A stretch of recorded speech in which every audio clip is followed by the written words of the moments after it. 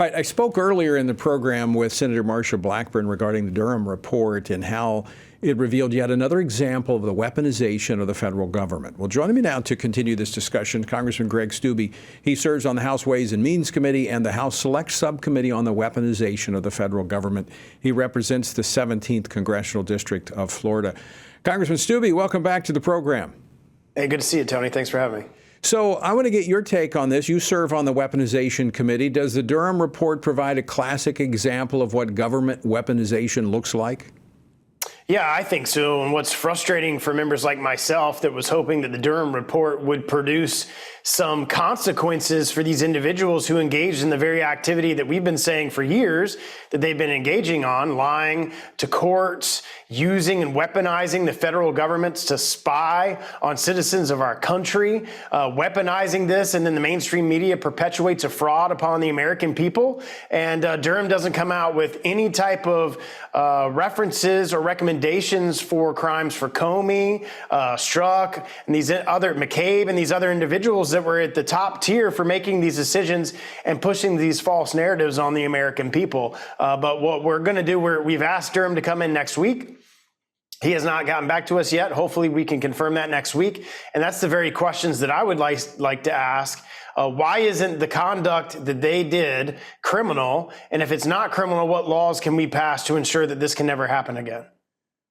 Well, yes. And we were talking about this with Senator Blackburn, and obviously you do not have the ability in Congress to arrest people or to file charges against someone, but you do control the purse strings.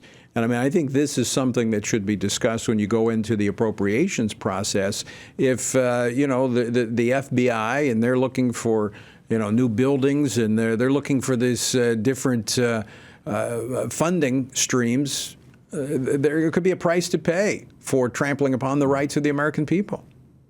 Well, and there's programs like FISA that get reauthorized in the next year. I know most of, at least in the last Judiciary Committee that I sat on, no Republican members supported reauthorizing that. That can be defunded. There's programs that specifically do this type of activity that can be defunded. So we don't have to defund the criminal aspect of things that the FBI does, but we can certainly defund activities that are perpetuated by this politicization and weaponization of the federal government and the DOJ. And that would send a very strong message that the American people are sick and tired of the deep state and the swamp exercising its muscle and using its power and ability in the intelligence bureaus and the law enforcement bureaus to affect election outcomes. Yeah, a really good point. You want to go after the FISA courts, which I think were totally abused by the previous by the Obama administration during that time. And even Trump couldn't get a handle on what was going on there. And so you don't want to, you got to be careful on how you message that, because I know the Democrats will say, well, the Republicans want to defund the police, when in fact you want to defund the weaponization of government toward the American people. Yeah, and you want to prevent this type of behavior from ever happening again, regardless of the political side. Just because Trump and I'm a Republican, the Republicans were inhibited by this.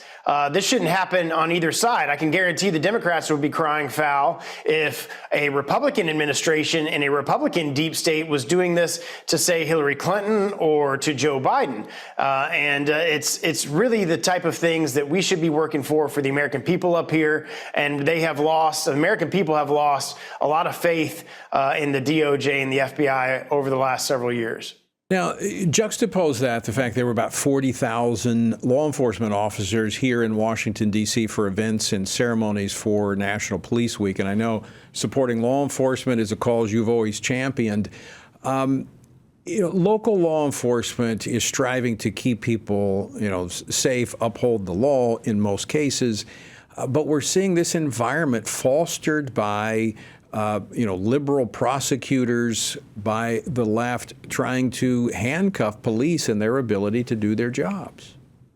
Yeah, and all you have to do is look at these liberally run Democratic cities to see the numbers of homicides and drug use and all of these things and to see the outcome that that's had on the community.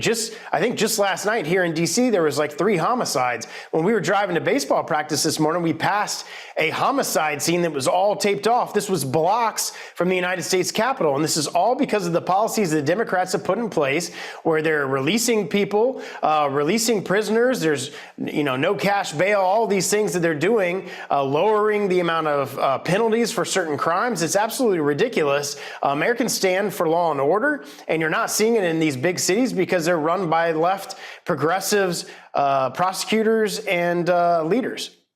Yeah, and we saw just last night in Atlanta a big public display against a law enforcement training center there, and that's the site of where there was this scene of domestic terrorism about a month ago, where an attorney for the Southern Poverty Law Center was charged with domestic terrorism. So you have these leftist groups that are actually involved with the Biden administration's Department of Justice that are anti-law enforcement, like the Southern Poverty Law Center.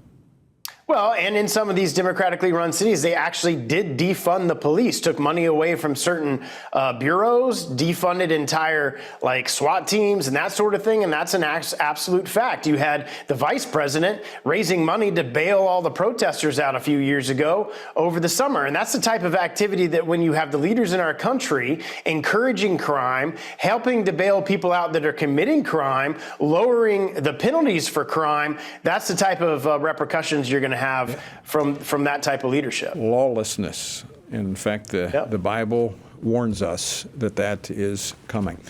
Greg Steube, always great to see you. Thanks so much for joining us today. Anytime.